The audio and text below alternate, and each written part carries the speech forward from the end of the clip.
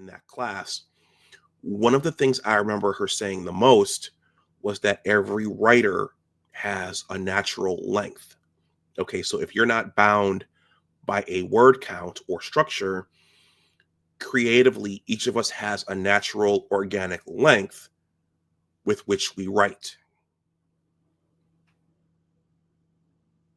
So, how long should a given piece of writing be? How long should you make your piece as a writer? I want to talk about it in this video, the concept of writers having natural lengths. Hey, all, before I get into the topic for this video, I have a request from this side of the camera. Please smash that like button and also consider subscribing to the channel if you are not subscribed.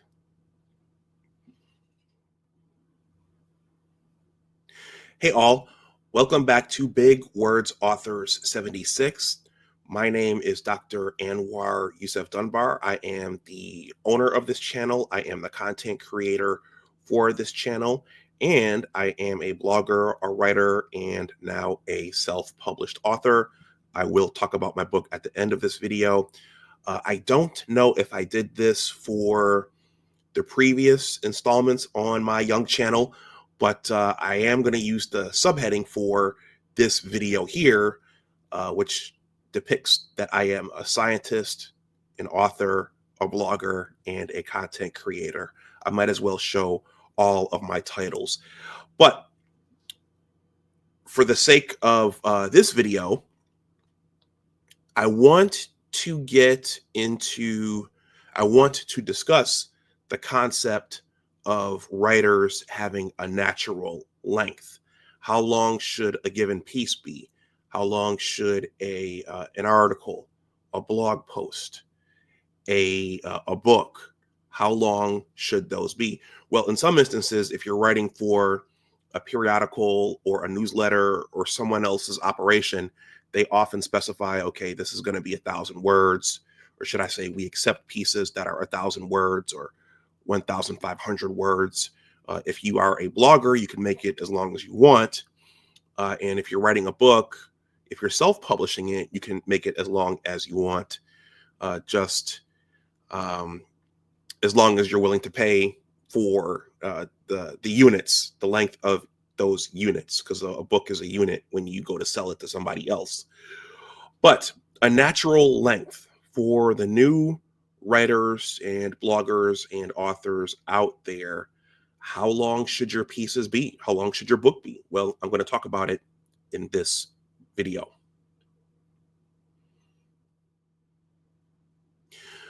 So how long should a piece be? Well, I think that depends on the audience. It depends on the type of writing. It depends upon what you're trying to say. I've had my hands in several genres of writing. I'm a scientist. So at the University of Michigan, we were writing science articles based upon experiments and data that we generated in the lab. Those science articles have a specific structure and a specific logic, and they're meant to communicate scientific findings. I've written for examiner.com.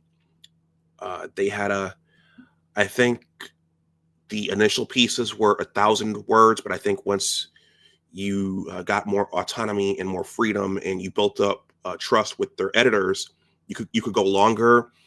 Other publications, yeah, they have a set length, but in writing a book is your vision, whether it's fiction or creative nonfiction, that's your vision. But also keep in mind that writing is an art. It's a craft. So when you, as the writer, when you're composing something, that's an organic process. It's organic. It's coming out of you. So depending upon if it's creative nonfiction or fiction, you have to stay true to what your vision is. And so I think then it goes back to what your creative process is. Um, Stephen King, I mentioned Stephen King in my previous video. He one of his most important books, in addition to all of his great works, was On Writing, which talked about the craft.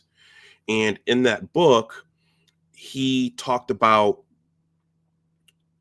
as a part of his process, writing 700 words per day. It might be a little more, it might be a little less, but that was his process. Just get the words and the characters down on paper first, no outline, no nothing, and then go back and fine tune it later on.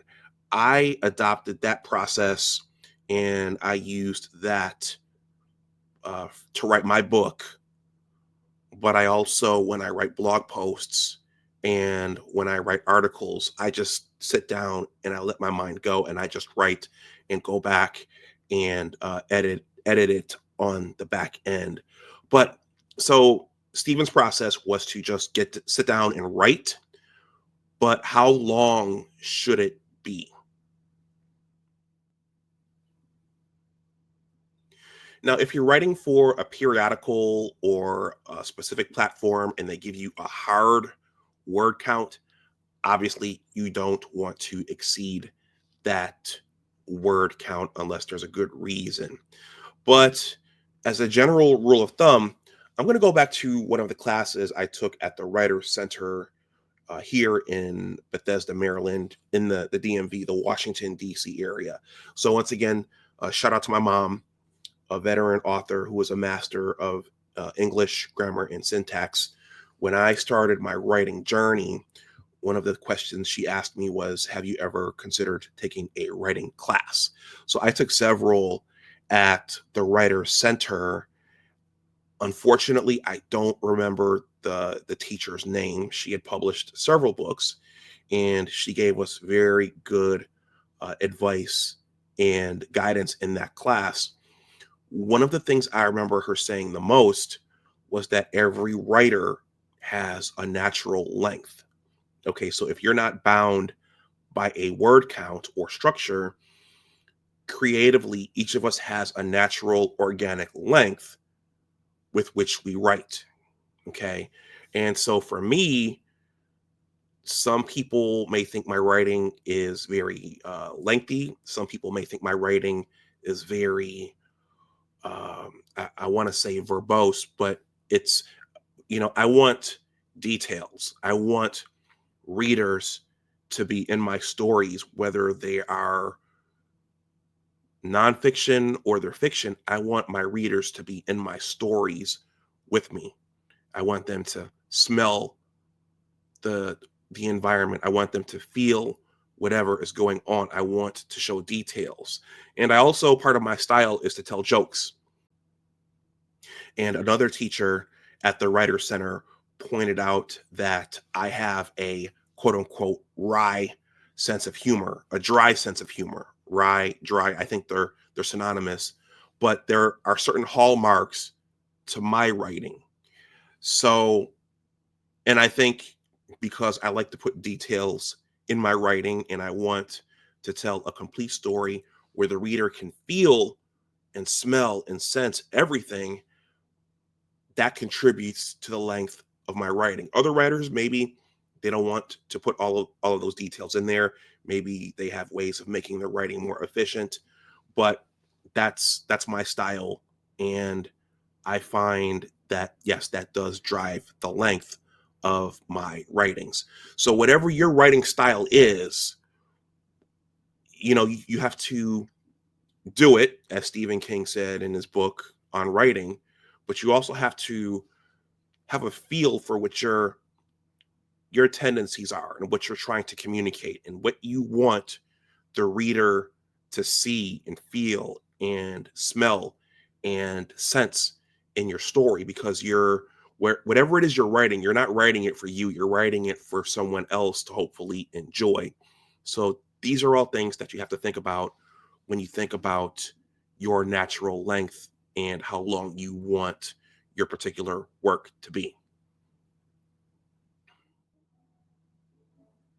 So regardless of what you're writing, whether it's a blog post or an article or a newsletter or a book, arguably the most crucial and critical, arguably the most critical step is the proofread. Okay, so well, there are actually two steps or maybe three steps to that. One is you going back over your writing and making sure in terms of content that it makes sense to you as the creator and the writer, but also having someone else proofread it, someone else, an objective reader, having them inspect it and read it. Hopefully that person has a handle on grammar and syntax. And as I'll describe in future videos, in some instances you can get away with an artificial intelligence editor like Grammarly, but in some instances, depending upon what it is, you may want a human eye to look at it, because Grammarly and AI won't catch certain things that a human editor will catch. But that's for a future video. But I'm saying this to say that no matter how long your initial writing is, no matter how long it is, you have to go back over it yourself. You might want to take some things out. You might want to add some more things. And then a proofreader to give it some polish at the end is, yeah, that's a critical step that I encourage you not to skip, no matter what piece, no matter what kind of piece you are trying to put out for consumption by someone else.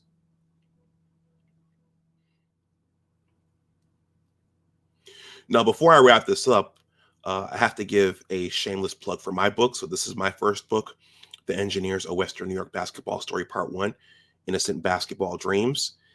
This looks like it's simply a basketball book, but it is actually a story, a life story. It is about life and making your way in the world and finding your way in the world. It is about persevering. It is a bit of a manhood journey, though there are lessons in here for both genders. Oh my.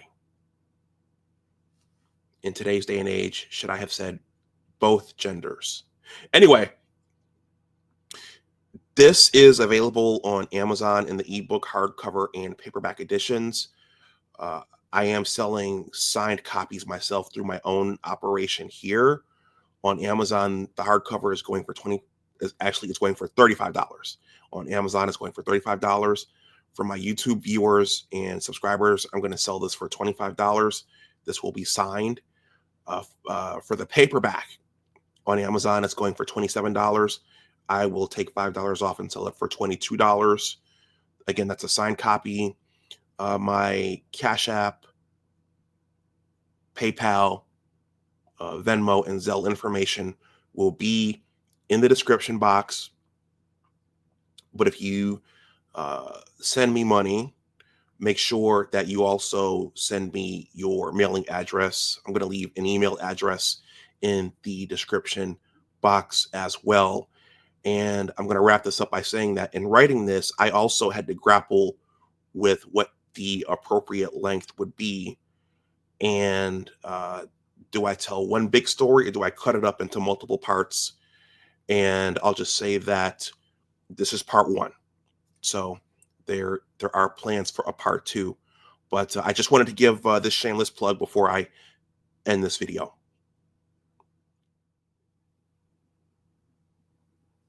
And with that, everyone, I'm going to wrap this video up.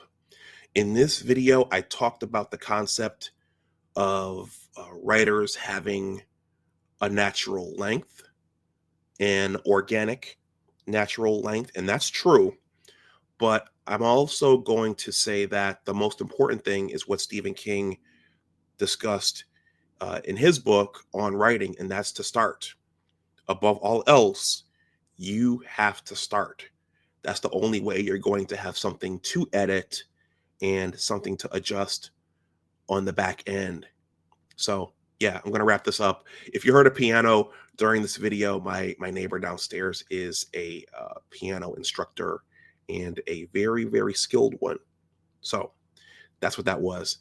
Please like, share, and subscribe. Also, again, leave any comments or questions below. And I think that's it for this one. So as always, remember that your attitude determines your altitude. Always try to do your best. Take care, and I will talk to you the next time. And again, the most important thing is to start.